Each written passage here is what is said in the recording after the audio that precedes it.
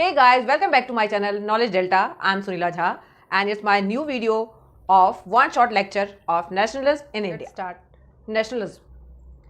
Nationalism, idea of promoting the interest of different individual groups. जो different हमारे particular जो groups हैं हमारे नेशन में, चाहे वो पीजेंट्स हैं, चाहे वो फिर आपके मर्चेंट्स हैं, या फिर चाहे मतलब डिफरेंट जो ग्रुप्स हैं, उन सब का एक ही कॉमन ये फेवर होता है, अ पर्टिकुलर नेशन, जो idea promoting the interest of a particular nation with aim of gaining and maintaining the nation sovereignty. Means वो लोग क्या चाहते हैं कि हमारे नेशन पर, जो हमारा होमलैंड है, उसके ऊपर हमारी अपना स्वयं का रूल हो। ये नेशनलिज्म था। जैसे कि हमने प्रीवियस चैप्टर्स में पढ़े भी थे कि नेशन स्टेट बनाने की बात की जा रही थी। वहाँ पर यूरोप में बात कर चुके थे हम कि यूरोप में जो हमने देखा इमरजेंस ऑफ नेशनलिज्म जो है किस किस तरह से हुआ। तो ऐसे ही भाई इंडिया है जो इंडिया के पीछे रहे, वहाँ पर भी कॉलोनियलिज्म चल रहा था ब्रिटिश का। अब ब्रिटिश जो है डिफरेंट तरीके से जो डिफरेंट ग्रुप्स थे उनको जो है एक्सप्लॉयटेशन कर रहे थे।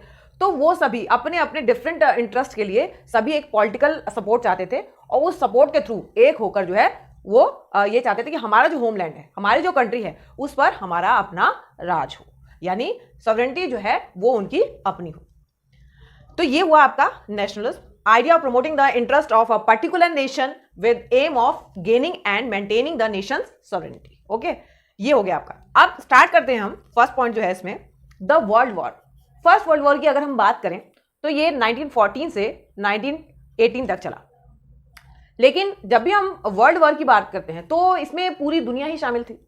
और कभी भी जो कोई वॉर होता है वो किसी भी कंट्री को, चाहे वो विनर कंट्री है चाहे वो लूजर कंट्री है, किसी के लिए भी वो बेनिफिशियल नहीं होता, उसका भी नुकसान होता ही होता है किसी न किसी हद तक, किसी का ज़्यादा किसी का कम। तो यहाँ पर भी अगर हम देखते हैं, यहाँ हमारा कोई मेन रोल नहीं था, बट हम जो है हमारा इनडायरेक्ट वे में हमने भी लड़ा वहाँ पर युद्ध, और लड़कर बहुत सारी जो चीज़ें हैं जो उसके बैड इफेक्ट हैं वो आपको यहाँ दिखाई देंगे। सबसे पहले आपको ये पता होना चाहिए कि कहीं पर भी वर्ल्ड वॉर या कहीं पर भी कोई युद्ध होता है तो सबसे ज्यादा वहां पर जो पैसा होता है, एक्सपेंडिचर होता है, वो कहां खर्च होता है? डिफेंस पर।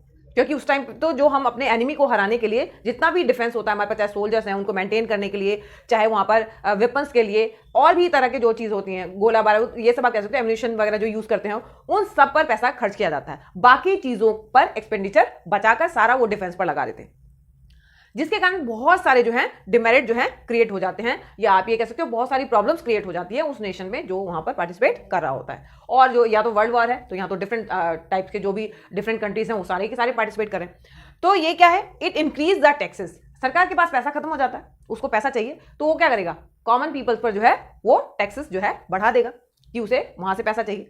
It increase the taxes, year price increase on the common goods. जो कॉमन चीजें थी वो भी अब महंगे 2 गुने 3 गुने रेट पर जो है मिलने लगी, कि जो एक कॉमन इंसान है वो उसको खरीदने के लिए मतलब सोचने लग जाए कि इसे कॉमन चीज को भी वो कैसे खरीदेगा। फोर्स रिक्रूटमेंट, जो विलेजर्स है, अब देखिए जब वहां पर फ्रंट पे सोल्जर्स लड़ रहे हैं तो नेचुरली उनकी डेथ भी होगी।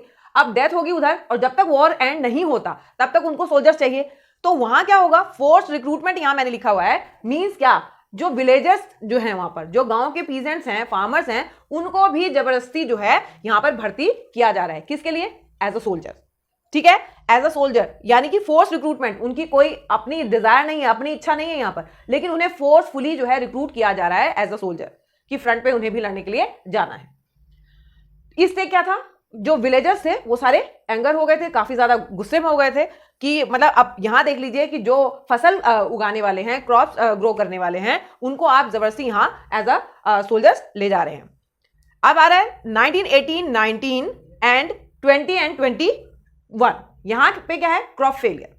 सारे ये जो फार्मर्स थे और पीजेंट थे ये उठाकर ले गए कहां? सोल्जर बनाने के लिए। तो नेचुरली है, क्रॉप फेल तो होगा। क्रॉप उगेंगे कहां से? उनको उनका ध्यान कौन रखेगा? क्या क्या चीजें उनके चाहिए थी, क्या क्या कैसे उनका प्रोडक्शन होता था, क्या क्या प्रिकॉशन लिए जाते, नेचुरली वो तो इफेक्ट आना ही आना है। तो यहां पर क्रॉप फेलियर हुआ। Crop failed in many parts of the India. ठीक है, ये सारे डिमेरिट ही आ रहे हैं, अभी तक कोई मेरिट नहीं आया। ठीक है, यहां पर क्रॉप फेलियर हो गया, और उसकी वजह से इतना बड़ा इंडिया है तो नेचुरली जब क्रॉप फेलियर हो रहा है और वो भी कई many parts of the India, तो उसका रिजल्ट क्या होगा? 12 to 13 मिलियन पीपल पेरिश्ड। जो 12 से 13 मिलियन जो पीपल्स थे वो पेरिश्ड हो गए। किस वजह से? फेमाइन, एपिडेमिक, ये सब जो है फैल गया। इन सब की वजह से इतने लोगों की जान मान की हानि हो गई। अभी भी लोग सोच रहे थे चलो भाई ये फर्स्ट वर्ल्ड वॉर जो है ओवर हो गया, इतना नुकसान होने के बाद भी अब भी हम राहत पा लेंगे, लेकिन अभी तक ऐसा नहीं हुआ, उनका स्ट्रगल चल ही रहा था। फिर कुछ लीडर्स आए जिन्होंने इनके लिए कुछ स्टेप ढूंढे कि हमें जो ये ब्रिटिशर्स हैं इनसे छुटकारा कैसे पाना है, क्योंकि यहां पर भी हम ब्रिटिशर्स के कारण ही यहाँ इन्वॉल्व हुए हैं। हमारा अपना कोई फेवर या अपना कोई हित नहीं था, यहाँ पर कोई हमारा अपना इंटरेस्ट नहीं था फर्स्ट वर्ल्ड वॉर में शामिल होने का। ये ब्रिटिशर्स की वजह से ही हम यहाँ पर शामिल हुए थे और हमने इतना नुकसान भुगत लिया। द आइडिया ऑफ सत्याग्रह 1919 में ये मूवमेंट हुआ था और ये मूवमेंट प्रोसीड किया गया था महात्मा गांधी के द्वारा। एज यूजुअल जैसे कि आप लोग जानते ही हैं, सत्याग्रह मीन्स सत्य का मीन्स होता है ट्रुथ। तो यहाँ पर a non violent method use by Gandhi ji against oppressors. अब यहाँ पर ये कह रहे हैं कि सत्य के लिए हमें आग्रह करना है, ट्रुथ के लिए हमें जो है जो भी ऑपरेटर है वहाँ पर या जो भी वहाँ पर एक्सप्लॉइट करने वाला है उसको हमें जो है नॉन वायलेंट तरीके से, बिना किसी हिंसा के, बिना किसी मारधाड़ के, बिना कोई विदाउट एनी फाइट जो है वहाँ पर ये सत्य के लिए आग्रह करना है नॉन वायलेंट तरीके से। तो ये 1919 में जो है महात्मा गांधी ने स्टार्ट किया और महात्मा गांधी जी 1915 में जो है साउथ अफ्रीका से वापस आए थे और वहाँ पर भी उन्होंने रेसिस्ट मूवमेंट जो है वहाँ पर जो ब्लैक वहाँ के जो अफ्रीकन्स थे उनके लिए भी वहाँ पर उन्होंने एक मासिव जो आप कह सकते हो नॉन वायलेंट जो सत्याग्रह जो है वहाँ पर भी किया था। उसी तरीके से मतलब उनको भी जो आप ये कह लो कि वहाँ पर भी उन्होंने कोई वायलेंस नहीं किया और उसी तरीके से वहाँ पर भी जो है लोगों को जस्टिस दिलाया। 1915 Mahatma Gandhi return from Africa, South Africa, and अब यहाँ पर जब इंडिया आए तो यहाँ पर भी उन्होंने देखा कि लोग जो हैं अलग अलग डिफरेंट तरीके से जो ब्रिटिशर्स थे वो इंडियंस का एक्सप्लॉयटेशन कर रहे थे।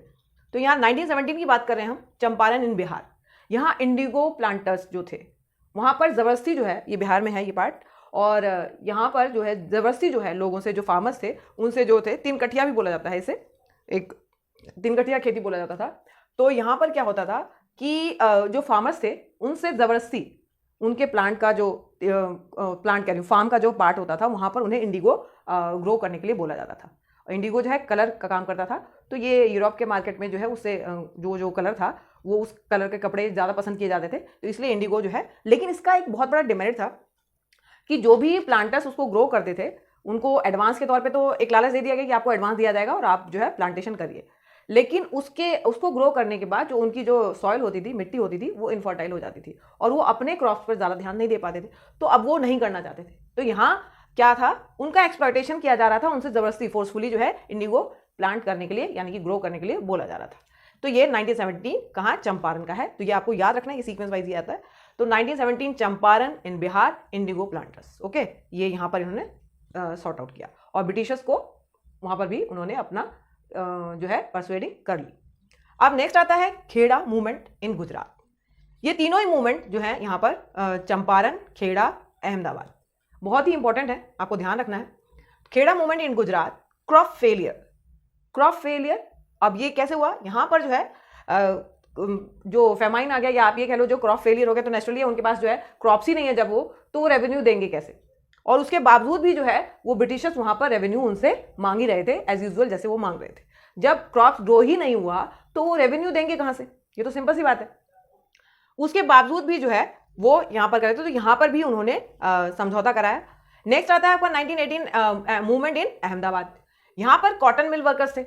ये कॉटन मिल वर्कर्स, यहाँ पर एक एपिडेमिक जो प्लेग है वो यहाँ फैला था, जिसके कारण जो है जो ये कॉटन मिल वर्कर्स थे ये बोनस चाहते थे, जो ये मिल ओनर्स थे इनसे, कि आप लोग जो है हमें कम से कम, मतलब ये जो डिमांड कर रहे थे 35% बोनस चाहते थे। अब ये यहाँ चाह रहे थे कि जो हम यहाँ जो ये प्लेग फैला हुआ है तो हम कहाँ जाएंगे, जब हमारा मालिक ही यहाँ पर कॉटन मिल वर्कर है, सॉरी कॉटन मिल मालिक है, तो वही तो हमें वो देगा ना कंपनसेशन। और जब ऐसा टाइम होता है तो ऑनर ही जो होता है वो हेल्प करता है मजदूरों की। तो अब यहाँ पर 35% जो है ये बोनस चाहते थे, लेकिन यहाँ पर ऐसा हुआ नहीं। तो ये तब तक नहीं हुआ जब तक महात्मा गांधी की इसमें इन्वॉल्वमेंट नहीं हुई। फाइनली जब महात्मा गांधी इसमें इन्वॉल्व हो गए तो वो उनको बोनस का जो है उनको दिलाकर ही माने, क्योंकि जहां महात्मा गांधी की एंट्री हो गई तो नेचुरली है वो मूवमेंट जो है सक्सेसफुल ऑलमोस्ट हो ही जाता है। तो ये यहां तक आपका 3 सीरीज मैंने बताया। 1917 चंपारण इन बिहार, ये क्या था, indigo planters. 1918 Kheda movement in Gujarat, crop failure, could not pay revenue, okay. And 1918 movement in Ahmedabad, किस लिए? ये क्या था, कॉटन मिल वर्कर्स जो थे वो क्या चाहते थे, 35% बोनस चाहते थे। ठीक है, क्यों चाह रहे थे बोनस? क्योंकि वहां पर जो है प्लेग फैला हुआ था, spread out of plague. Okay, अब आता है रोलाट एक्ट 1919। अब रोलाट एक्ट जो है 1919, ये क्या है? ये एक ऐसा कानून बनाया ब्रिटिशर्स ने अपने आप को सुप्रीम पावर में लाने के लिए। क्या था ये? It gave the government enormous power. इतनी सारी पावर जो है यहां पर इसको मिल गई थी गवर्नमेंट को, रिप्रेस पॉलिटिकल पार्टी, जितनी भी पॉलिटिकल पार्टीज थी उसको दबाने के लिए, and allowed detention of political prisoners without trial, बिना कुछ बोले।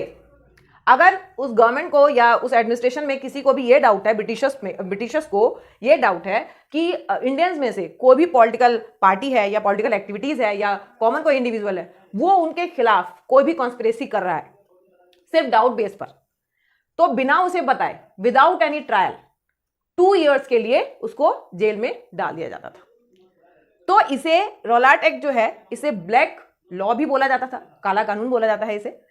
तो काला कानून भी इसे इसीलिए बोला जाता था बिकॉज विदाउट एनी ट्रायल, कोई ट्रायल के बिना, कितने साल के लिए? 2 साल के लिए जो है इसको जो डाउटफुल पर्सन होता था या जो भी पॉलिटिकल एक्टिविटीज जो ग्रुप है वो, उसको जो है 2 साल के लिए जेल में डाल दिया जाता था, प्रिजनर बना दिया जाता था। तो इसे काला कानून बोल दिया गया था। अब इसके खिलाफ जो है महात्मा गांधी ने आवाज उठाई। अमृतसर में ये सब चीजें तो चल रही थी, दिल्ली में उनका आना बिल्कुल मना कर दिया गया था कि दिल्ली में नहीं आएंगे। अगर दिल्ली में आ गए तो इन्होंने ऐसा ही हड़कंप यहां पर भी मचा देना है। इसलिए जो है महात्मा गांधी का दिल्ली में आना बैन कर दिया गया था। अब ये रोलाट एक्ट का जो इसके खिलाफ जो एक्टिविटीज हुई, तो आप रोलाट सत्याग्रह आगे जो पढ़ेंगे, ये तो रोलाट एक्ट था। तो रोलाट एक्ट में आप क्या बोलेंगे? It gave the government enormous power. ये गवर्नमेंट को इनॉर्मस काफी सारी पावर दे दी कि आप रिप्रेस करिए पॉलिटिकल एक्टिविटीज को, allowed detention of political prisoners without trial, और वो भी टाइम ड्यूरेशन मैंने आपको बताया 2 साल के लिए। तो इसे क्या बोला जाता था? ब्लैक लॉ भी बोला जाता था, इसे काला कानून भी बोला जाता था। तो ये आपको ध्यान रखना है कि ब्लैक लॉ किसे बोला जाता था और क्यों बोला जाता था, वो आपने देख ही लिया कि डाउट बेस पर, ओनली डाउट बेस पर जो है यहां पर 2 years के लिए जो है प्रिजनर बना लिया जाता था, वो जो पॉलिटिकल पार्टीज है या इंडिविजुअल जो भी है। तो ये आपका हो गया रोलाट एक्ट। आइडिया ऑफ सत्याग्रह मैंने आपको बताया कि ये 1919 में था, ये भी 1919 में था। तो ये आपको ईयर्स याद रखने हैं और सीक्वेंस वाइज। और रिटर्निंग ऑफ अगर महात्मा गांधी पूछा जाए तो ये आएगा आपका 1915। एवरी ईयर जो है हम इसको सेलिब्रेट भी करते हैं 7 जनवरी से 9 जनवरी प्रवासी दिवस के रूप में। ठीक है, तो इसे आप याद रखेंगे कि महात्मा गांधी जिस दिन वापस आए थे उसे हम हर ईयर मनाते हैं 7 से 9 जनवरी में। जलियांवाला बाग 13 अप्रैल 1919। अब यहाँ पीछे जो हम बात कर रहे थे, हम रोलाट एक्ट की बात कर रहे थे, तो वहाँ पर रोलाट एक्ट के खिलाफ जो सत्याग्रह स्टार्ट हुआ, महात्मा गांधी ने सत्याग्रह जो स्टार्ट किया, तो उसके खिलाफ मैंने आपको बताया कि दिल्ली में उनका आना बैन कर दिया गया था। On 10 April the police fired in Amritsar on a peaceful procession. Means जो पुलिस है या जो गवर्नमेंट है उसने अपना एक रुतबा या अपना एक ये दिखाने के लिए कि अगर आप लोग ऐसा करोगे तो हम ऐसा करेंगे, या उसको रिप्रेस करने के लिए 10 अप्रैल को पुलिस ने फायरिंग की। क्योंकि उससे पहले जो कॉमन पीपल्स थे उन्होंने पुलिस स्टेशन जो था या बिल्डिंग्स, बैंक्स वगैरह जो थे, उन सब जो भी गवर्नमेंट वहाँ पे बिल्डिंग्स वगैरह जो थी उनके ऊपर अटैक वगैरह किया था। तो उसके अगेंस्ट में यहाँ पर इन्होंने पुलिस की फायरिंग हुई और ये उनको रिप्रेस करने की कोशिश की गई कि ये लोग डर जाएंगे। अब यहाँ जो है पुलिस गवर्नमेंट, जो ब्रिटिश गवर्नमेंट है, वो काफ़ी ज़्यादा गुस्से में थी। अब इसने क्या किया? मार्शल लॉ लगा दिया। 10 अप्रैल की बात कर रहे हैं, ये उसी का सीक्वेंस है। मार्शल लॉ जो है ये जनरल डायर के द्वारा लगा दिया गया यहाँ पर, और इसने पूरी कमांड संभाली कि अब आगे इन्होंने क्या करना है। तो जो 13 अप्रैल को जो इतना बड़ा जो एक मसाकर हुआ यहाँ, उसके बारे में अगर हम बात करें तो ये जो कमांड है, जनरल डायर का नाम आपने याद रखना है, इंपॉर्टेंट नाम है ये, कि इसी ने ही ये कमांड संभाली थी। ठीक है, तो जनरल डायर जो है इसने क्या किया? मार्शल लॉ इम्पोज कर दिया कि को जो जहाँ है, और जो कॉमनली जो दिखाई ऐसे देगा, मतलब इधर उधर से आया हुआ, उनको पता ही था कि वो वापस घर जा भी पाएंगे, नहीं जा पाएंगे, क्योंकि जो आउटसाइडर थे अचानक ही, जो कॉमन पीपल थे उनको पता ही नहीं था। तो यहाँ पर जो है 13 अप्रैल की बात हो रही है 1919 की, जो बैसाखी का मेला लगता है यहाँ और बहुत धूमधाम से मनाया जाता है। तो बैसाखी का मेला लगा हुआ था यहाँ, और ये जलियांवाला बाग है यहाँ पर। Some came to protest against the government new जो रूल आया था, उनका लॉ आया था, रिप्रेसिव लॉ, उसके अगेंस्ट में कुछ लोग वहाँ गैदरिंग हो रखी थी। दूसरे जो वहाँ आए हुए थे वो बैसाखी मेले के पर्पज से आए हुए थे, उनको वो चीज़ पता भी नहीं थी। तो यहाँ पर जो गैदरिंग क्राउड जो था काफ़ी ज़्यादा था। अब इसने जनरल डायर ने देखा कि हाँ यहाँ दहशत फैलाने के लिए काफ़ी अच्छा मौका है। इसने क्या किया, general Dyer entered the area, घुसा, और उसने जो है मार्शल लॉ वहाँ पे पहले से अप्लाई कर ही रखा था। यहाँ पे जो एंट्री पॉइंट था उसको तो रहने दिया, जो एग्जिट पॉइंट था और जो भी एग्जिट मतलब निकलने का जो था उसको बंद कर दिया, क्लोज कर दिया। अब जो भी उस बाग में जो लोग गैदरिंग है या क्राउड है वो निकलेगा तभी तो जब एग्जिट पॉइंट खुला होगा। यहाँ पर इसने जानबूझ के ऐसा किया, एग्जिट पॉइंट बंद कर दिया, ब्लॉक कर दिया गया, ओपन फायरिंग स्टार्ट हो गई क्राउड के ऊपर। अब वो अपने आप को बचाने के लिए कहीं भी, कोई वेल में कूद रहा है, कोई कहीं, कोई कुछ, लेकिन कितना भी बचा लेगा। बहुत सारे लोग उसमें जो है मर गए थे। आप ये कह सकते हो मसाक्र जो यहाँ वर्ड यूज किया गया है वो इसीलिए जनसंहार, इतना बड़ा, मतलब कि इतने सारे लोग मारे गए थे वहां पर। आप देख लीजिए, एक छोटा मोटा भी एक कॉमन फेयर भी होता है, वहां पे तो लोग होते हैं, तो यहाँ तो दो दो पर्पज से। Dyer wanted a terror, Dyer जो था वो क्या चाहता था कि इन लोगों के जितने सत्याग्रहीज हैं इनके दिल में एक दहशत हो जाए, डर जाए कि ये लोग ऐसा कर सकते हैं। Dyer wanted a terror in the hearts of the satyagrahis, जितने भी सत्याग्रही थे उनके दिल में एक डर बिठाना चाहते थे। अब ये बात जो थी, ये जो यहाँ जो ये इंसिडेंट हुआ, ये पूरे नॉर्थ इंडियन सिटीज़ वगैरह में भी फैल गई, जितने भी वहाँ सिटीज़ थे। तो लोगों ने क्या किया, उसके अपोज में जो भी गवर्नमेंट बिल्डिंग्स वगैरह थी उन पे अटैक करने लगे, ये वो, इस तरह से कि अपना आक्रोश वो भी दिखाएंगे। जब आपने दिखाया तो वो भी जो है आक्रोश दिखाएंगे। तो आप तो गलत बात पे दिखा रहे हो, तो सही बात पे दिखा रहे हैं। अब यहाँ पर फिर उसके बाद में बहुत कुछ होने के बाद तो रिप्रेजेंट जितने भी इनके पास पावर्स होती है सब इस्तेमाल कर लेते थे। इन्होंने क्या किया, जो ये कॉमन पीपल थे इन्होंने स्ट्राइक वगैरह करने लगे, क्लैशेस का जो है इनके जो हाथ का था वो किया इन्होंने। बट हुआ क्या, पुलिस वगैरह से भी इनकी काफ़ी झड़पबाजी हुई। लेकिन जो ये गवर्नमेंट वगैरह बिल्डिंग्स पे अटैक किया उसके बाद क्या किया इन्होंने, सत्याग्रही जो थे उनको बुरी तरह से मारा पीटा, जो पकड़े गए, और इवन उनको ये तक बोला गया कि नाक रगड़कर हमारे सामने जो है माफ़ी मांगो और हमें सलाम करो कि तुमने गलती की है। तो ये सारे जलियांवाला बाग जो है ये आपको यहाँ पर ये बताऊँ बहुत इंपॉर्टेंट है, और ये ज़्यादातर 3 मार्क्स और 5 मार्क्स में आ जाता है। 3 मार्क्स में तो कॉमनली आ ही जाता है। तो इंपॉर्टेंट पॉइंट है जलियांवाला बाग, और मैं कोशिश करती हूँ आपको कि एक ईजी लैंग्वेज में बता सकूँ कि जिससे आपको ये समझ में आए, क्योंकि ज़्यादातर हिस्ट्री का पार्ट होता है जो बच्चों को बहुत ज़्यादा टिपिकल लगता है। तो मैं कोशिश करती हूँ इनको एक कॉमन शब्दों में और ईजी वे में बताने की। तो यहाँ मैंने जलियांवाला बाग आपको बताया 13 अप्रैल, यहाँ डेट्स बहुत इंपॉर्टेंट है, डेट्स आपको याद रखनी है। 13 अप्रैल 1919, ठीक है। 10 अप्रैल क्या बताया मैंने, पुलिस फायरिंग हुई थी अमृतसर में, और जो है महात्मा गांधी का दिल्ली में एंटर होना बंद कर दिया गया था। उसके बाद ये सारे प्रोसेस हैं। तो कई बार ये पूछ लेता है कि जनरल डायर जो था वो कौन था, तो आप नेचुरली क्या लिखेंगे फिर उसमें कि इसने क्या क्या था, took the command of the 13 April of Jallianwala Bagh massacre. Okay, next, Khilafat movement in 1919। First world war, यहाँ जो है फर्स्ट वर्ल्ड वॉर जो है एंड हुआ, और ये एंड जो हुआ था किसके साथ, ये एंड जो यहाँ था ऑटोमन एम्पायर जो है या ऑटोमन तुर्की कह लो आप, इसको डिफीट करने के बाद जो है फर्स्ट वर्ल्ड वॉर जो है एंड हो गया था। अब यहाँ पर एक छोटा सा जो है इशू, जब भी कोई चीज़ वो हो रही है तो वहाँ पे कुछ ना कुछ उसके साथ साथ उसके बैड इफेक्ट या बैड रिजल्ट जो है आप कह सकते हो। तो यहाँ ऑटोमन तुर्की जो था या एम्पायर जो था उसका फॉल डाउन, मतलब कि डिफीट हो गया वो। अब यहाँ रूमर ये था कि एक हार्श ट्रीटी होने वाली है, मतलब कोई एक ऐसी ट्रीटी होने वाली है जो इन लोगों को टॉलरेट नहीं था। वो क्या था, खिलाफत जो है यहाँ पर जो ये था कि जो ऑटोमन एम्परर है उसको वहाँ से हटा दिया जाएगा, मतलब कि डिपोज कर दिया जाएगा, going to be impose on the Ottoman empire. वो जो ट्रीटी थी वो ज़बरदस्ती उस पर थोपा जाएगा, और वो ये था कि जितनी भी पावर्स उसके पास थी एम्परर के पास, वो एम्परर जो था वो एक स्पिरिचुअल लीडर के तौर पे काम कर रहा था वहाँ पर। जितना भी मुस्लिम लोग थे उनका स्पिरिचुअल लीडर जो था वो एज अ वर्ल्ड प्लेटफॉर्म आप कह सकते थे, उसकी जो सारी पावर है वो ले ली जाती है। तो यहाँ पर वो ऐसा बिल्कुल भी नहीं चाहते थे कि उसकी जो पावर्स हैं वो ले ली जाए, क्योंकि वो स्पिरिचुअल गुरु के तौर पे उनको मानते थे। तो यहाँ पर स्पिरिचुअल पावर जो थी और स्पिरिचुअल लीडर है वो वहाँ पर, तो उनसे वो पावर ना ली जाए। इसके खिलाफ जो है a Khilafat committee was formed in Bombay in March 1919। आपको ईयर याद रखना है, मैं बार बार आपसे यही बोल रही हूँ कि यहाँ पर ईयर्स जो हैं बहुत इंपॉर्टेंट हैं। तो मार्च 19 में जो है खिलाफत कमेटी बनाई गई बॉम्बे में, और इसको बनाने वाले 2 यंग जो है अली ब्रदर्स थे, शौकत अली एंड मोहम्मद अली। अब ये कह रहे कि ये जो कमेटी बनाई गई क्या, इसके लिए क्या था, टू सेव खलीफा को सेव करने के लिए कि वो जो है उसके पास वो पावर बनी रहे। Who was depots by the Britishers, कि उसको ब्रिटिशर जो है डिपोज करने वाले थे उसके डेजिग्नेशन से, उसके पद से। After the first world war. Naturally है कि जब उन्होंने जीत लिया तो उसको डिपोज करेंगे, तो वो ये नहीं चाहते थे, वो ये चाहते थे कि इसको डिपोज ना करें, जो इसकी जो पावर्स है वो उसके पास रहने दें। तो कह रहे this movement led by Shaukat Ali and Mohammad Ali. Okay, अब अली ब्रदर्स जो हैं, जिन्होंने ये यहाँ पर कमेटी जो है फाउंड की थी, इन्होंने डिस्कस किया ये मैटर किसके साथ, महात्मा गांधी के साथ। और महात्मा गांधी को ये बहुत ही अच्छा प्लेटफॉर्म लगा कि वर्ल्ड स्टेज पर इनको मौका मिल गया हिंदू मुस्लिम को एक करने का। तो यहाँ पर इन्होंने जो है मोहम्मद अली और ये शौकत अली को पूरा सपोर्ट दिया। और कांग्रेस जो लीडर्स थे, आपको याद भी रखना है, कांग्रेस के जो लीडर्स थे उनको भी सपोर्ट देने के लिए बोला ये खिलाफत मूवमेंट के अपोज में कि आप लोग नॉन कोऑपरेशन मूवमेंट स्टार्ट करिए। तो कांग्रेस का जो है यहाँ पर जो सेशन हुआ था 1920 में, वहाँ जो है इसके लिए इन्होंने काफ़ी ज़्यादा जितने भी कांग्रेस लीडर्स थे उनसे क्या किया, आग्रह किया कि आप लोग सपोर्ट करिए, तो हम लोग जो है यहाँ पर खिलाफत के मतलब कि अगेंस्ट में जो है, खिलाफत के सपोर्ट में जो है आप नॉन कोऑपरेशन मूवमेंट जो है स्टार्ट करिए।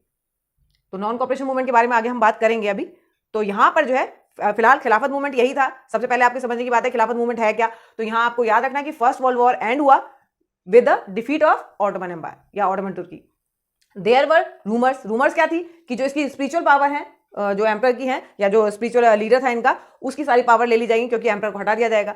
अब ये कह रहा है कि यहाँ पर फिर इसको सोचते हुए कि इसको सेव करना है, तो एक खिलाफत कमेटी बनाई गई। और ये किसने बनाई थी, शौकत अली, ये नाम है यहाँ पर, शौकत अली और मोहम्मद अली। इन ये दो यंग जो है अली ब्रदर्स से इन्होंने जो है बनाई। और उसके बाद इन्होंने ये इशू जो है वो महात्मा गांधी के साथ भी डिस्कस किया। तो उन्होंने सपोर्ट किया और हिंदू मुस्लिम को जो है एक यूनाइट करने के लिए उनको ये बहुत अच्छा प्लेटफॉर्म लगा कि वर्ल्ड स्टेज पर जो है वो यहाँ पर हिंदू मुस्लिम को एक करेंगे। तो नेचुरली है जब हिंदू मुस्लिम एक होंगे तो जितना भी मास स्केल का जो भी रेवोल्यूशन आपका मूवमेंट होगा उसमें वो एक दूसरे को सपोर्ट करेंगे। इसलिए यहाँ पे मैंने लिखा भी है, gave support to unite Hindu Muslim under same umbrella. तो एक ही अम्ब्रेला के नीचे वो चाहते थे कि हिंदू मुस्लिम को लेकर आए। तो ये आपका हो गया खिलाफत मूवमेंट। Non cooperation movement 1920।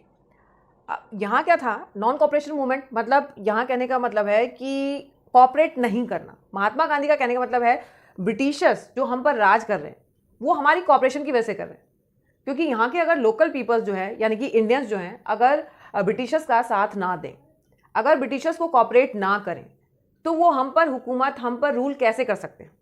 उनकी एक बुक थी हिंद स्वराज जो 1909 में आई थी, उसमें उन्होंने ये लिखा हुआ है कि वो ब्रिटिशर्स जो हैं वो हम पर रूल इसीलिए कर रहे हैं बिकॉज जो इंडियंस हैं वो उनको सपोर्ट कर रहे हैं, वो उनको कोऑपरेट कर रहे हैं। और अगर हमने कोऑपरेट करना छोड़ दिया तो वो हम पर रूल नहीं कर सकते। तो यहाँ नॉन कोऑपरेशन मूवमेंट जो है वो यहाँ पर उन्होंने लोगों को यही बताया और कैसे करना है ये भी बताया। अब देखिए कि नॉन कोऑपरेशन मूवमेंट जो है उसका रीजन क्या था। सबसे पहले यहाँ पर आ रहा है टू सपोर्ट खिलाफत मूवमेंट। एक तो ये भी रीजन था कि वो खिलाफत मूवमेंट को सपोर्ट करना चाह रहे थे, इसलिए भी नॉन कोऑपरेशन मूवमेंट किया। रोलाट एक्ट जो है उसके अगेंस्ट में, कि जो रोलाट एक्ट जो इन्होंने जो ब्रिटिशर्स लोगों ने जो लागू किया था ये एक्ट, उसके अगेंस्ट में। फिर उसके बाद जो पंजाब में इन्होंने जो गलत चीज़ें की थी, अमृतसर का जो अभी जलियांवाला बाग जो हमने पढ़ा था, वो जो गलत स्टेप लिया था उसके खिलाफ। और फिर लास्ट जो आपको पता है स्वराज। ये सारे रीजन थे कि नॉन कोऑपरेशन मूवमेंट जो है शुरू क्यों हुआ था। अब ये करना कैसे था, तो कह रहे हैं यहाँ पर सबसे पहले क्या करना है हमें, it should begin with the surrender of titles. जितने भी ब्रिटिशर्स की तरफ से यानी कि गवर्नमेंट जो है उस समय की, वो जो हमें जो टाइटल्स दे रखे हैं, ओहदा दे रखा है, एक पदवी दे रखी है, डेजिग्नेशन दे रखा है, उन सबको आपने क्या कर देना है, गिव अप कर देना है। अपने पास ऐसे कोई टाइटल नहीं रखने। गवर्नमेंट जॉब्स हैं, गवर्नमेंट स्कूल्स हैं, या जो भी गवर्नमेंट को जो एक तरह सपोर्ट जाता है क्या कुछ भी, वो नहीं करना। तो कह रहा है कि सबसे पहले तो टाइटल्स को आप जो है गिव अप कर दीजिए। जितने भी अवार्ड दिए गए हैं गवर्नमेंट्स के थ्रू या गवर्नमेंट्स के द्वारा, उसको जो है आप जो है वापस कर दो। और सिविल सर्विसेज वगैरह जितने भी हो रहे हैं उनको बाइकआउट कर दो। गवर्नमेंट जॉब्स को छोड़ दो। फॉरेन गुड्स का इस्तेमाल करना छोड़ दो। जो फॉरेन से जो चीज़ें आ रही है उनसे तो उनकी इकोनॉमिक वैल्यू बढ़ रही है, इकोनॉमिक मार्केट उनकी अच्छी हो रही है, तो ये चीज़ें जो है हमें बाइकआउट करनी है।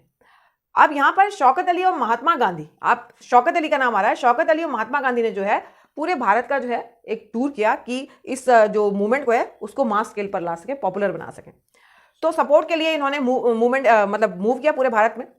अब वहाँ क्या हुआ, कुछ लीडर्स के बीच में जो है कुछ ताना तनी हो गई। कैसे, क्योंकि इलेक्शंस आने वाले थे, सितंबर में इलेक्शन थे 1920 में, और वो काउंसिल इलेक्शन थे। वो ये देख रहे थे कि अगर हमने इनका साथ दिया इन लीडर्स का तो हम वो वायलेंस हो जाएगा और लोग जो है दंगा फसाद, हमें ये समझेंगे हम अपोजिशन में हैं, तो हमें कोई सपोर्ट नहीं करेगा या जो भी इस तरह से। तो कुछ लीडर्स जो थे देवर रिलेक्टेंट, वो अनिच्छुक थे, वो सपोर्ट नहीं करना चाहते थे। Boycott council election, reluctant to boycott, मतलब कि वो उनकी इच्छा नहीं थी कि वो जो काउंसिल का इलेक्शन था उसको बायकॉट करें, क्योंकि अगर वो इनका सपोर्ट करते हैं नॉन कॉपरेशन मूवमेंट में तो इनको तो काउंसिल इलेक्शन जो है उसका बायकॉट करना पड़ जाएगा। फाइनली क्या हुआ, at the end Congress session at Nagpur का जो कांग्रेस सेशन था इन दिसंबर 1920, यहाँ पर कॉम्प्रोमाइज हुआ, कॉम्प्रोमाइज जो था वो वर्कड आउट हुआ और नॉन कॉपरेशन वॉज अडॉप्टेड, और फाइनली जो है नॉन कॉपरेशन मूवमेंट जो है अडॉप्ट हो गया इन 1920। ठीक है, तो आपको ये ईयर याद रखना है 1920, और ये आपका सेशन कौन सा था, नागपुर का सेशन था, दिसंबर 1920। तो यहां पर आपको याद रखना है compromise worked out and non cooperation was adopted in 1920। तो ये नॉन कॉपरेशन मूवमेंट था और ये स्टार्ट कब हुआ था, 1920 में हुआ था। अब इसके बहुत सारे एक पहलू हैं, जो शहरों में कैसे हुआ, विलेजेस में कैसे हुआ, जो प्लांटर्स हैं डिफरेंट जो हैं वो लोग जो कैसे इसमें इन्वॉल्व हुए, वो सारे पार्ट्स अब आएंगे। तो ये मैंने आपको इंट्रोडक्शन बताया था नॉन कॉपरेशन मूवमेंट का। अब हम इसके डिफरेंट जो पार्ट्स हैं उसके बारे में बात करें। नॉन कॉपरेशन मूवमेंट की बात कर रहे थे हम, तो ये अडॉप्ट तो 1920 में हो गया एंड स्टार्ट जो हुआ ये जनवरी 1921।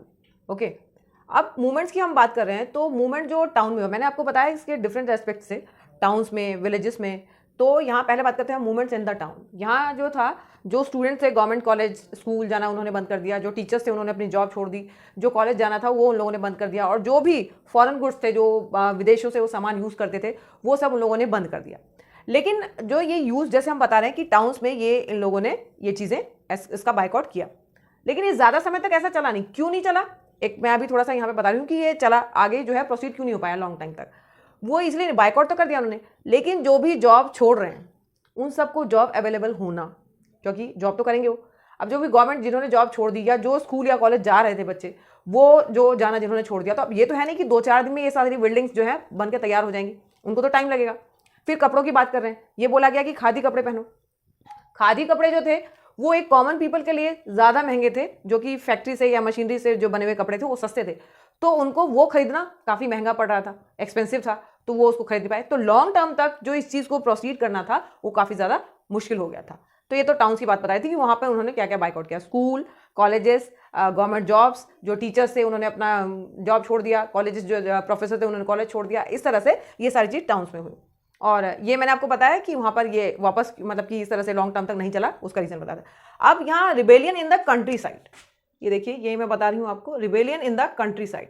यहाँ पर कंट्री साइड में भी काफ़ी सारे रिबेलियन हुए इसी नॉन कॉपरेशन की तरफ ही। यहाँ पर भी नॉन कॉपरेशन का एक माहौल बना, कैसे, इन अवध की बात कर रहे हैं हम। अवध जो है यहाँ पर पीजेंट्स वर लेड बाय बाबा रामचंद्र।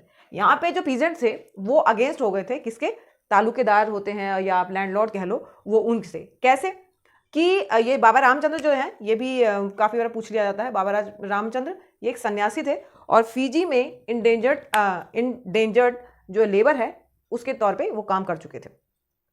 तो अब यहाँ पर कह रहा है कि मूवमेंट अगेंस्ट, तो इनको पता था कि जब पैसे नहीं मिलते और लॉन्ग टाइम तक काम करना पड़ता है तो वो पेन कैसा होता है। तो यहाँ पर इन्होंने अवध में जो पीजेंट थे उनका साथ दिया, और उनका साथ क्या दिया ये मैं बता रही हूँ आपको कि लैंडलॉर्ड जो थे यहाँ पर वो एक्स्ट्रा मतलब कि टैक्सेस बढ़ाते ही जाते थे। यहाँ पर एक उनका लीज हुआ करता था, जो जितने भी तालुकेदार थे या जिनके पास एक्स्ट्रा ज़मीन थी, जो लैंडलॉर्ड जो हम कह रहे हैं यहाँ पर, तो उनके पास तो बहुत सारी ज़मीन थी, तो इनको लीज पर दिया जाता था कि तुम साल भर के लिए या 2 साल के लिए ये ज़मीन ले लो और तुम इस पर अपना क्रॉप उगाओ और उसका टैक्स हमें देते रहना, इस करके। तो इस तरह से ये पैटर्न था यहाँ पर। लेकिन ये लीज बनाई जरूर जाती थी फॉर्मेलिटी के लिए। इन पीजेंट्स को जब मर्जी, जो 2 साल का एग्रीमेंट बनाया उन्होंने या 1 साल का बनाया, जो भी, वो बीच में कभी भी कह देते थे कि तुम मेरी ज़मीन छोड़ दो। तो ये तो गलत बात है। अगर मान लीजिए आप उसने क्रॉप उगा लिया है, उसके बाद बीच में उसे छोड़ने के लिए बोला तो वो तो वहीं रह जाएगा। और फिर कई बार क्या होता था कि एक्स्ट्रा इतना अगर नहीं छोड़ोगे तो टैक्स इतना बढ़ा देते थे कि उनको देना ही पड़ेगा। तो इस तरह से जो पीजेंट्स थे वो ट्रैप में उनके फंस गए थे। तो अब यहाँ जो पीजेंट्स हैं वो सारे जो है क्या है, किसके अगेंस्ट हो गए, तालुकेदार या लैंडलॉर्ड। तो यहाँ देखो, movement against the landlord by peasants because of demanding high rents, no security for tenure. जो उनका जो वो जमीन उनको दी गई है उसके लिए कोई टेन्योर की सिक्योरिटी नहीं थी, कभी भी उनसे ले लिया जाता था, लीज वापस ले लिया जाता था, लीज को फॉलो नहीं करते थे ये लैंडलॉर्ड्स। तो ये सारा यहाँ पे चल रहा था और इनसे बेगार काम कराया जाता था। एक वर्ड आता है बेगार, बेगार जो है ये बेगार मतलब काम तो कराया जाएगा लेकिन उसके बदले उन्हें प्रॉपर पैसे नहीं दिए जाएंगे, या तो अनाज दे दिया या खाना दे दिया, बट उसके बदले उसे पैसे नहीं दिए जाएंगे। तो यहाँ पर क्या होता था, इन पीजेंट से जो ये तालुकेदार थे या ये जो लैंडलॉर्ड थे, ये सब क्या करते थे, ये अपनी जमीनों पर काम करवा लेते थे उनसे और उनको पैसे नहीं देते थे। तो इन सब से अब क्या हो गया, जितने भी नाई थे, धोबी थे, जो भी बार्बर हैं या वॉशरमैन हैं, उन लोगों ने सबने अपना ग्रुप बनाया और उन लोगों ने किसका बाइकआउट करना शुरू कर दिया, ये इसको क्या कहते हैं, लैंडलॉर्ड और तालुकेदार जो थे, ये बड़े बड़े लोग थे, तो इनके जो छोटे मोटे ये काम होते थे तो सारे नाई धोबी ही करते थे। इन्होंने कहा हम तुम्हारा काम ही नहीं करेंगे, नॉन कॉपरेशन जो है इन्होंने भी स्टार्ट कर दिया इस तरीके से। इन्होंने कहा हम भी आपका काम नहीं करेंगे, आप तुम्हें जहां जो करवाना है करवा लो। इस तरीके से यहां पर ये हुआ। अब इसी मुद्दे, ये मुद्दा चल ही रहा था, नेहरू जी जो थे वो टूर पर निकले हुए थे और ये विलेजेस वगैरह जो है जाकर इन्होंने टूर किया और यहाँ पर जो जो ग्रीवियंसेस चल रहे थे उसको समझने की कोशिश की और उन्हें समझ में आ भी गया। तो बाय अक्टूबर औध किसान सभा, ये यहाँ पर नाम आया, औध किसान सभा, ये सेटअप किया गया जवाहरलाल नेहरू, बाबा रामचंद्र और दूसरे अदर्स जो थे उनके लीडरशिप में। तो और इसकी जो है आप ये देखिए इतनी जल्दी 300 से भी, एक साल के अंदर अंदर 300 से भी ज़्यादा ब्रांचेस जो है इसकी पूरे जो है उसमें मतलब गांव और आसपास के उसमें ब्रांचेस हो गई थी।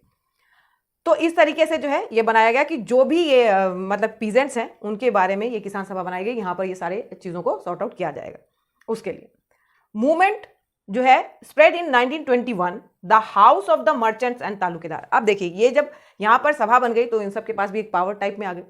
इन्होंने जब ये फैला 1921 में, ये पूरा जो है अच्छे से किसान का जो अगेंस्ट था या आप ये कह लो जो रिबेलियन था वो फैल गया और इन्होंने क्या किया, जितने भी तालुकेदार से, लैंडलॉर्ड से, उनके घरों पर अटैक करना शुरू कर दिया। अपना जो अग्रेसिवनेस है वो तो दिखाएंगे ना, आक्रोश जो है वो दिखाएंगे। तो उन्होंने क्या किया, उनके हाउसेस पर जो है अटैक किया और जितना भी जो धन दौलत जो भी उनके काम की चीज़ थी उन्होंने लूट किया अपना अच्छे से।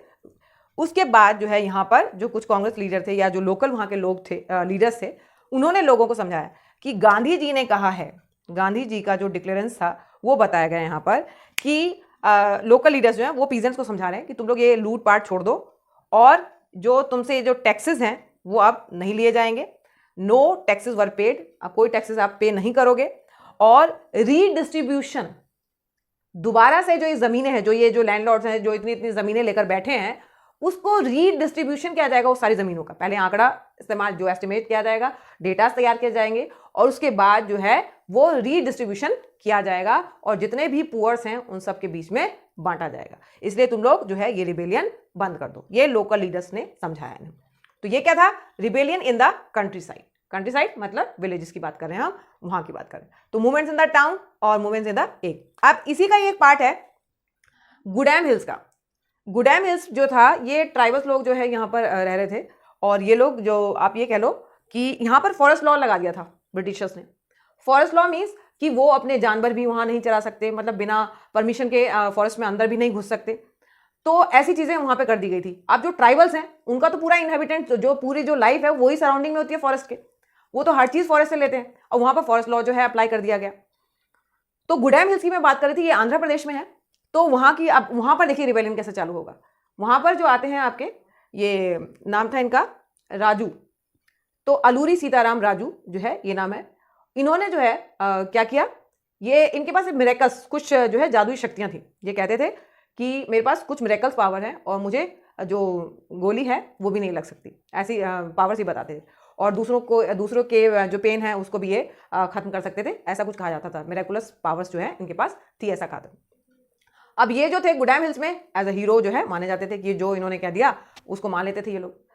जो ये गांधी जी के बहुत अच्छे फॉलोवर थे, ये गांधी जी की सारी बातों को मानते थे कि नशा नहीं करना चाहिए और खादी पहनो, ये सारी चीज़ें। खाली एक चीज़ से ये गांधी जी से मतलब कि जो है फेवरेटिज्म में नहीं थे कि वायलेंस जो है उसको, कि ये कहते गांधी जी कहते थे वायलेंस को जो है अपनाना नहीं है, बट ये कहते थे कि नॉन वायलेंस करते हुए हम अपनी बात को सामने वाले से नहीं मनवा सकते। तो ये चीज़ है यहाँ पर। अब यहाँ जो है ये क्या कहते हैं अलूरी सीताराम जो है, इन्होंने क्या किया, ब्रिटिशर्स से फाइट करना शुरू कर दिया। कैसे, अलग अलग तरीके से कि ज़बरदस्ती जो है जो फॉरेस्ट लॉ लगाया था उसको तोड़ने लग जाओ, ऐसे करके कि ट्राइबल्स लोगों को भड़काने लगे। अब फाइनली हुआ क्या, इनको जो है पकड़ लिया गया। जब इनको लगा, ब्रिटिशर्स ने देखा कि ये तो ट्राइबल्स लोगों को भड़का रहा है, तो इन्होंने जो है ब्रिटिशर्स ने इनको पकड़ा और 1924 में इनको फांसी दे दी गई। तो ये आपका इंसिडेंट हो गया एक गुडैम हिल्स का। ये भी कंट्री साइड का ही एक पार्ट था जो मैंने आपको बताया। आंध्र प्रदेश है, आंध्र प्रदेश में गुडैम हिल्स था और वहाँ पर अलूरी सीताराम राजू, इनका भी क्वेश्चन बहुत बार आता है कि who was the Alluri Sitaram. तो आप लिख सकते हैं कि he was the follower of the Mahatma Gandhi, miraculous power सी इनके पास, और गुडैम हिल्स में जो फॉरेस्ट लॉ थे उसके अगेंस्ट इन्होंने जो है मूवमेंट टाइप में या ट्राइबल्स लोगों में अवेयरनेस जगाई थी। नॉन कॉपरेशन मूवमेंट की बात कर रहे थे तो यहीं पर एक इसका पार्ट है प्लांटेशन वर्कर्स का इन असम, स्वराज इन प्लांटेशन। अब ये जो प्लांटेशन वर्कर थे ये किस तरह से इसको समझते थे। प्लांटेशन वर्कर इन असम, ये यहाँ पर काम करने वाले जो वर्कर्स थे वो यहाँ पर काम करते थे, और जब उन्होंने मतलब कि ये ऐसा था, इनके लिए फ्रीडम का मतलब था कि हम जब कभी जहाँ भी मर्जी आ सकते हैं, जा सकते हैं, जहाँ पर भी ये रह रहे थे, ये इनका एक मीनिंग था। लेकिन इन लोगों ने जो है जो यहाँ पे ऑनर्स थे, और ये एक यहाँ पर इनलैंड एमिग्रेशन एक्ट ऑफ 1859 ये जब स्टार्ट हुआ, इसमें क्या था, जो टी प्लांटेशन वर्कर हैं वो जो उनके जो ऑनर थे, ना तो उन्हें लीव देते थे और ना ही विदाउट परमिशन वो कहीं आ जा सकते थे। वो अपने गांव से आ तो गए, लेकिन अब जाने के लिए जो है उन लोगों को परमिशन लेनी पड़ती थी, और वो भी परमिशन वो लोग देते ही नहीं थे। तो नेचुरली है जब उन्होंने ये चीज़ सुनी, when they heard of the non cooperation movement, जब उन्होंने ये सुना, नॉन कॉपरेशन मूवमेंट में ये कहा गया है कि रीडिस्ट्रीब्यूशन हो रहा है ज़मीन का, लोगों को या जो फार्मर्स हैं उनको गाँव में जो है ज़मीन मिल रही है, वे सभी ये न्यूज़ सुन के भागने लगे। They fled from plantation site, जो प्लांटेशन साइट थी वहाँ से भागने लगे, but caught by the police, लेकिन वो पकड़े गए पुलिस के द्वारा। क्यों पकड़े गए? पकड़े इसलिए गए क्योंकि जो रेलवे थी और स्टीमर थे उनकी स्ट्राइक चल रही थी, तो जाएंगे कैसे, तो पुलिस ने उनको पकड़ लिया। और यहाँ पर जो एक तरह से आप देखा जाए कि they interpreted the swaraj in their own terms, वो अपने टर्म्स से स्वराज को जो है वो कर रहे थे, और उनको ये लग रहा था कि हम किसी भी तरीके से मतलब गांव पहुंचे और हमें ये सब चीज़ें मिल जाएंगी। तो यहाँ पर भी जो है ये आप देख सकते हैं कि ये इस तरीके से मैं आपको ये बता रही हूँ कि नॉन कॉपरेशन मूवमेंट पहले हमने बात की टाउन्स में, फिर सेकंड हमने विलेजेस में देखा, ये एक असम का पार्ट था। ये मतलब होल जो आप कह सकते हो ये सारा नॉन कॉपरेशन मूवमेंट का एक सिनेरियो था।